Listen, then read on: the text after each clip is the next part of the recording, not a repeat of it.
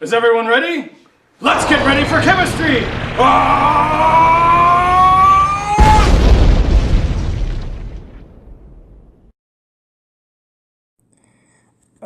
We've got a problem, and it's going to look something like this, perhaps, with some percentages.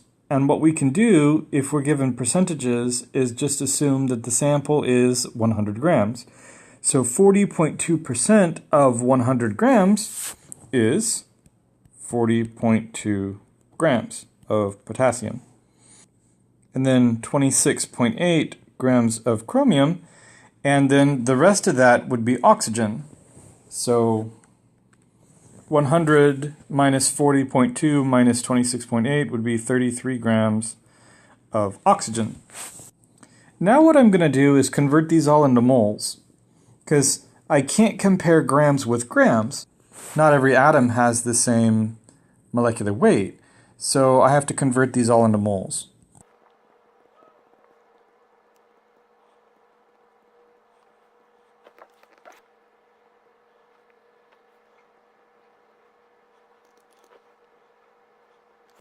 Okay, now that I have the moles, I have the ratio. So there's 1.028132299 potassiums for every 0.51538 chromiums for every 2.0625 oxygens. And this doesn't work because you have to have whole numbers for this. So what we want to do next is we want to ratio these moles down so that we get whole number integers. We can do that very simply by dividing all of these numbers by the smallest number of moles. And that will ratio them down. You'll notice that I'm using an overabundance of significant figures because my final answer won't have any. My final answer will be just a bunch of ratios, and so it won't have significant figures. And I'll show you in a little bit the importance of keeping as many digits as you can, within reason. It helps you analyze how to round it if you end up with a fraction at the end. Okay, so 4 oxygens for every 1 chromium for every 1.99 potassium. So we're going to call that 2 potassiums, and we're going to call that 1 chromium, and we're going to call that 4 oxygens. So my empirical formula would be K2CrO4, which is actually potassium chromate, which makes me feel good about myself. So that's empirical formula problems in a nutshell. Convert all of your atoms into moles, ratio the moles down, don't just round it, don't assume you know what's going to pop out. Ratio them down and then round those numbers, and then that's your empirical formula. So here we are, K2CrO4.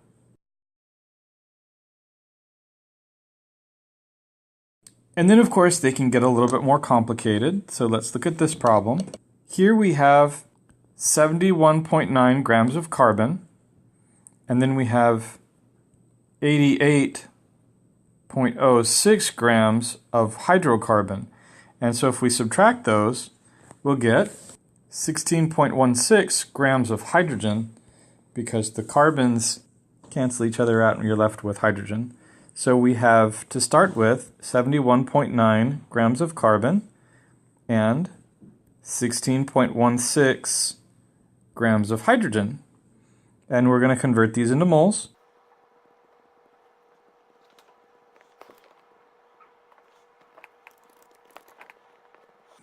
And then we're going to ratio these down.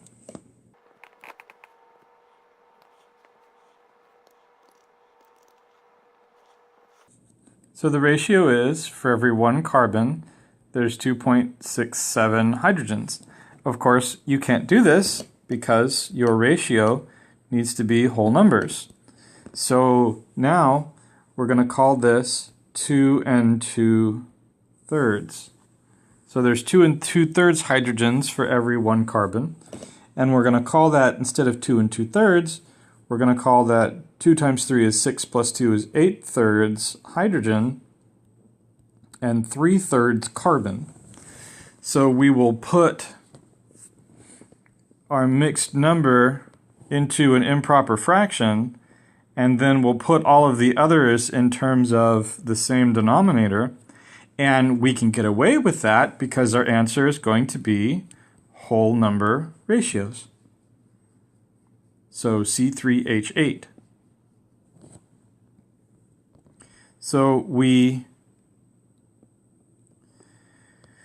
convert the atoms into moles, we find them as grams, and then we convert them into moles, and then we ratio them down, and then we analyze the fraction. So this is 2/3, and this is 2 2/3, and 2 2/3 is 8/3, and then we want to look for a same denominator, so 8/3, and then 1 whole is 3/3, so we can use just thirds, and then we can just take the numerators as our ratio and call that good.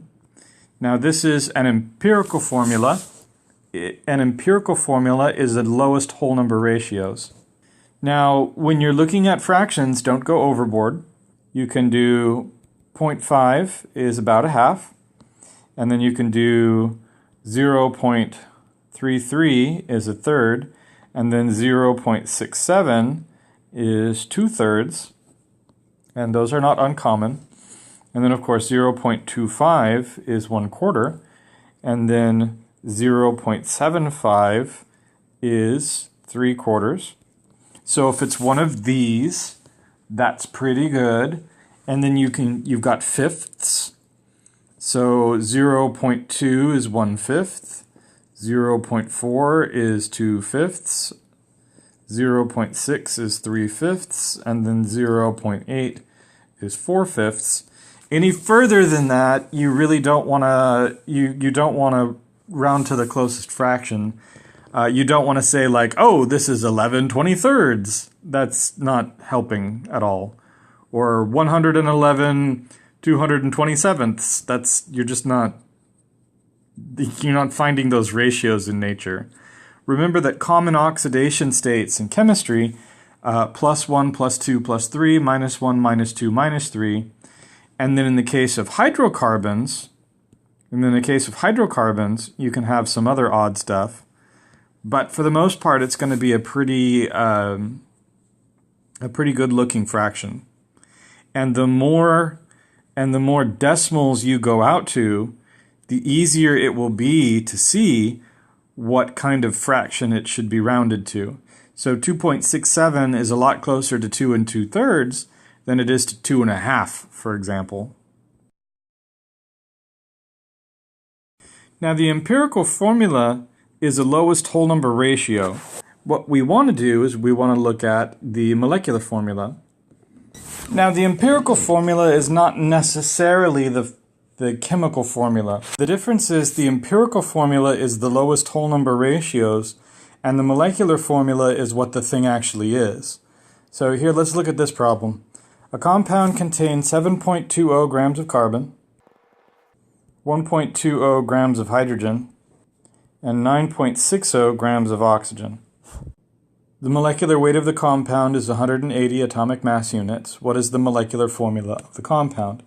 The first step is to find the empirical formula, so let's do that.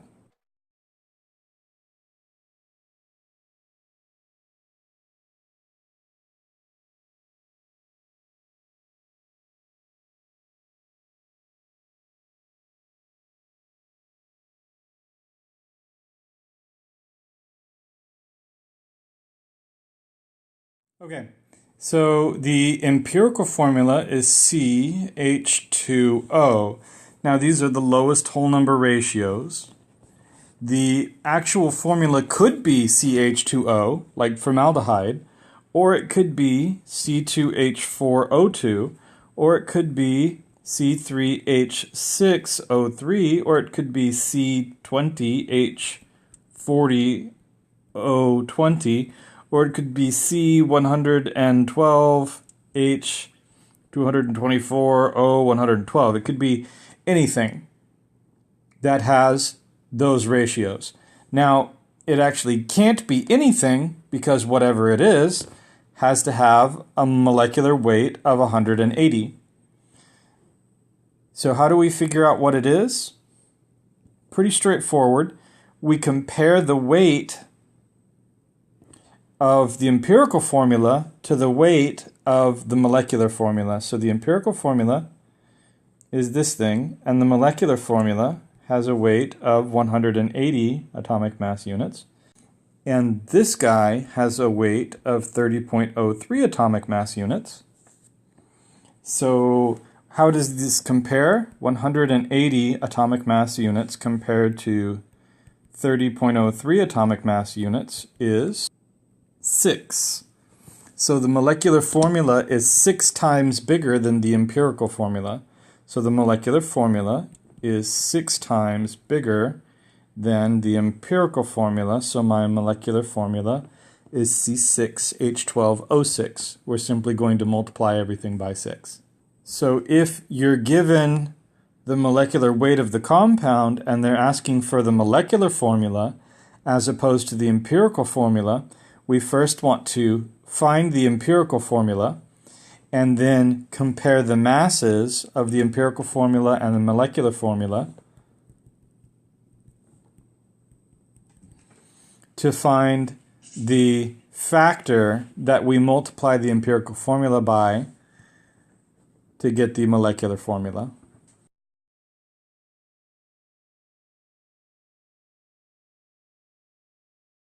All right, how do we solve this problem? Cyclopentene is a simple hydrocarbon. If 0.0956 grams of cyclopentene is burned and produces 0.300 grams of carbon dioxide and 0.123 grams of water, what is the empirical formula of cyclopentene? And then what is the molecular formula if the molecular weight is 70.1 grams per mole? The strategy that we should use to solve this problem is to hide in a corner and possibly wet ourselves. No, we should actually just try to find the empirical formula first. Problem is, this problem requires stoichiometry. Pow. The hiding in a corner strategy is starting to look pretty good all of a sudden. We know that it's producing CO2 and H2O. We know that it's a combustion reaction, so the other reactant must be oxygen. And that's going to be reacting with a simple hydrocarbon, which is C something H something, which makes it incredibly hard to balance the equation because we don't know what the subscripts are on the C and the H. We do know that we have 0.300 grams of carbon dioxide and 0.123 grams of water. We know that we've got 0.0956 grams of hydrocarbon, and if we cared about it, we could use this information to find the amount of oxygen that burned, but we don't care. So what can we do from here? We can find the amount of carbon and the amount of hydrogen, and then find the empirical formula, and then use the molecular weight to find the molecular formula. So here's how this works. We're going to dig ourselves out of the corner and put the coats back in the closet and start with 0.300 grams of carbon dioxide and 0.123 grams of hydrogen. Now, what's happening here is all of the carbon from the hydrocarbon is becoming carbon dioxide. And all of the hydrogen from the hydrocarbon is becoming water. So because of the law of conservation of matter, we can figure out how much carbon is in our hydrocarbon by looking at how much carbon is in carbon dioxide. So if we convert this to moles, and then we convert this to moles, we can use some snazzy mole ratios. For every 1 mole of water, there's 2 moles of hydrogen.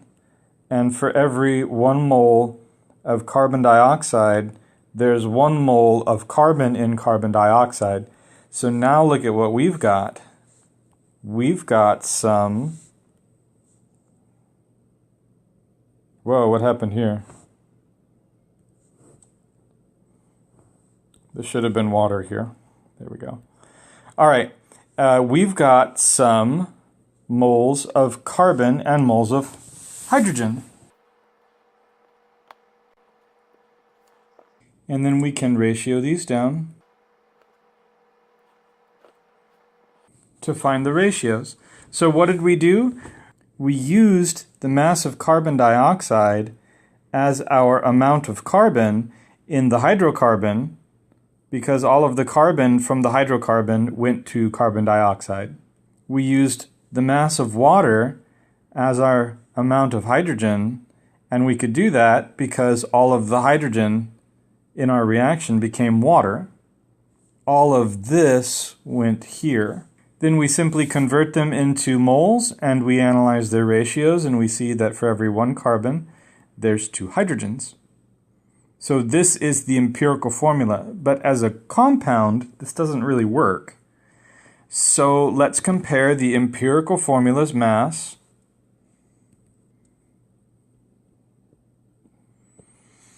to the molecular formula's mass.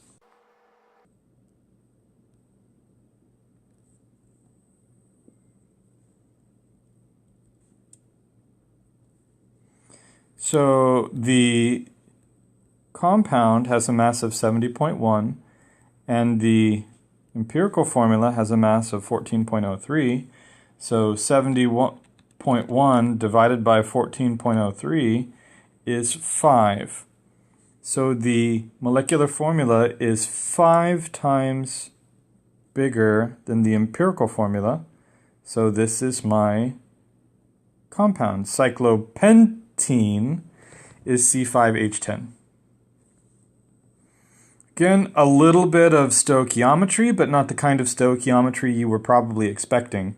The ratio of atoms of carbon in a molecule of carbon dioxide and the ratio of atoms of hydrogen in every molecule of water. Now, you'll notice here that the ratio is 2 to 1. A lot of beginners, for some reason, forget to put this 2 here for hydrogen. They're like on autopilot or something.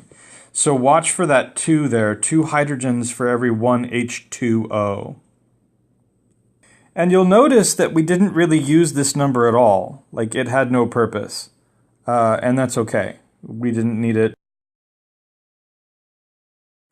And now for something really fun! So if you have a compound that contains carbon, hydrogen, and oxygen, and you burn it, you're going to get H2O and CO2.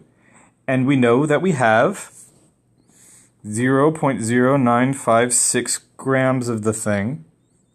And we know that we have 0.0833 grams of water and 0.1356 grams of carbon dioxide.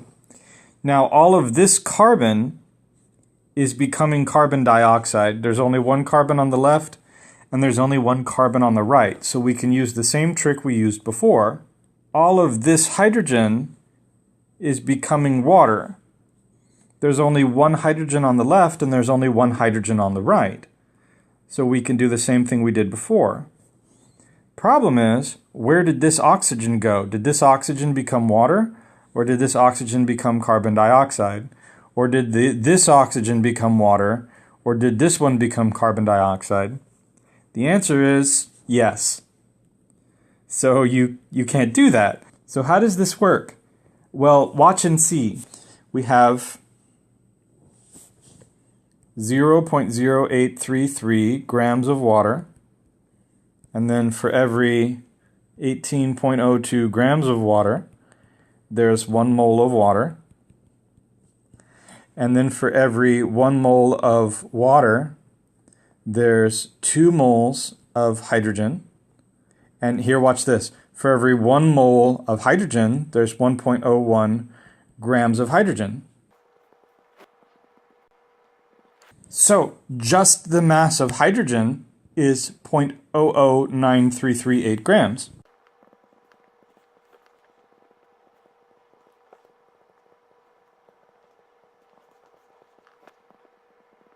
And then in 0.1356 grams of carbon dioxide, there's 0.03684 grams of carbon. And that is the total mass of carbon, and that is the total mass of hydrogen, because there is no other place it could have come from and no other place it could have gone. Now, here's where it gets really fun. We know that the original compound had a mass of 0.0956 grams. And how did we know that? We probably just put it on a balance. So that's easy to do. And by analyzing the mass of water and the mass of carbon dioxide produced, we can find out how much hydrogen and how much carbon is in the sample. Now this is how much total hydrogen and total carbon is in the sample. So 0.0956 grams of something containing carbon, hydrogen, and oxygen, and 0.03684 grams of just carbon, and 0.009338 grams of hydrogen. If you subtract out the mass of the carbon and the mass of the hydrogen, what you'll be left with will be the mass of the oxygen. And not all of the oxygen, just the mass of the oxygen that's in that compound. Now, we can only keep out to the fourth decimal place, so 0.0494 grams of oxygen. And of course, that doesn't really matter, because what we're going to end up with are whole number ratios, so significant figures aren't really an issue. If I do 0.049422 grams of oxygen, and then I do 16 grams of oxygen for every 1 mole of oxygen, that will give me the number of moles of oxygen, which will be 0.003089 moles of oxygen. And then if I look at this, and I do this right here, that gives me moles of hydrogen. And then if I do this to there, that gives me moles of carbon. So I don't have to redo all the work, it's right there. So that's 0.003089 moles of oxygen. And then 0.0833 divided by 18.02 times 2 is 0.009245. 0.009245 moles of hydrogen, and then 0.1356 divided by 44.01 is 0.00308 moles of carbon. And then if I ratio these down,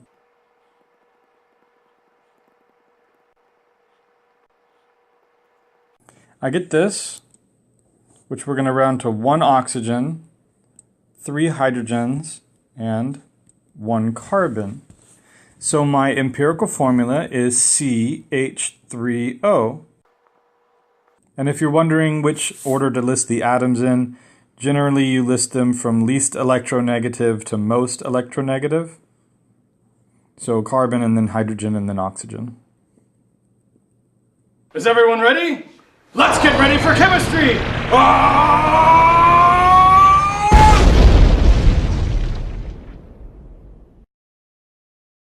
Yeah, yeah, yeah, yeah, yeah, yeah, yeah, yeah, yeah.